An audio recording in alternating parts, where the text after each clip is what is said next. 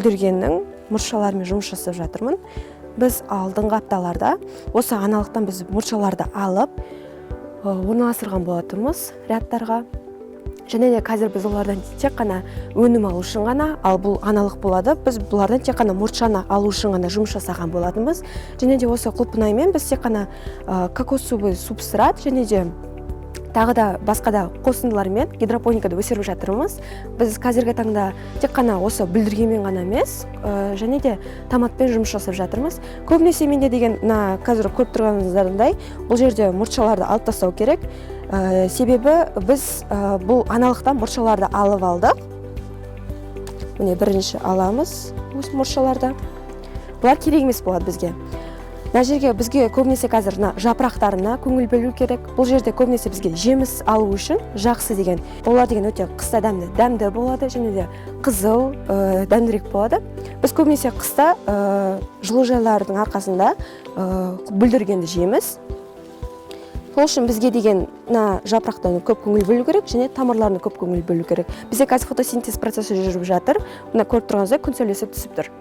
Менің дипломный жұмысым ол томат бойынша болады. Біз қазір томаттан 5 түрлі сорт отырғыздық. Олар деген кокосовый субстратта өседі, және гидропоника тәсілінде. Қазір мына жерде тағы басқа қыздар да дипломный работа алды. Олар деген бүлдірген бойынша алды. Бұл жерде бүлдіргеннің бір-ақ сорты ғана бұл, ол селхан.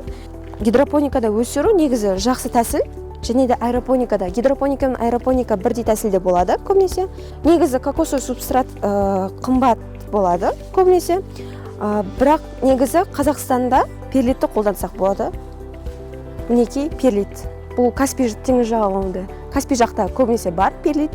Біз солармен жұмыс жасасақ болады. Бірақ деген перлит су ұстап тұрмайды. Сол үшін де біз деген оған деген қара топырақты немесе қара қоңыр топырақтарды қолданып, осылай өсіріп көрсек болады, тест ретінде және де. Бұл және де теплицада өсіру енді өте ыңғайлы десем болады. Мен бұл жерден көптеген мәліметтер алдым өзіме, қызықты мәліметтер және де құнды мәліметтер. Біз деген бұл мәліметтерді көбінесе теоретический бағында, теория жағында жақсы өткенбіз, алайда біз енді бұл практика жүзінде өтіп жатырмыз. Маман ретінде қалыптастым десем де болады. Бірақ біз көбінесе қорқыныш пайда болады. Бірақ деген біз қазір үйреніп жатырмыз қорқынышты жою үшін. Бізде қазір сертификаттар бар. Бағана айтып кетпекші, краткосрочный, долгосрочный деген курстардан. Бұл бойынша шетел мемлекеттеріне барып, өзім білімді одан самайын дамытсам да болады. Ал қазіргі таңда мен осы жерде жұмыс істеп көрсем бе деп отырмын.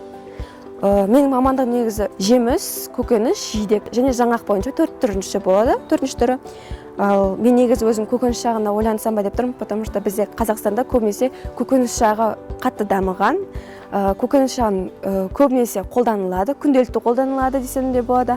Ал жеміс, жидек жағын ол көбінесе тәтті жаққа кетіп қалады. Сол үшін аса қатты қолданбайды десем де болады.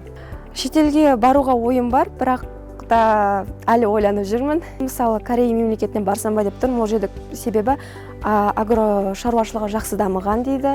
Және де бізде алдыңғы жылы профессор Ли келіп кетті. Сол кісі өте қатты түсіндірді. Ол кісінің деген біраз жинаған опыты бар демекші. Сол кісіге мүмкін барып көрсем ба деп, ақылдасып көрсем ба деп. Және де ол жерде бізге қарағанда Кореяда қатты дамыған. Мен сол жақтан білімімді дамытып, осы Қазақстанға келіп еңбегімді сіңірсем деп отырмын.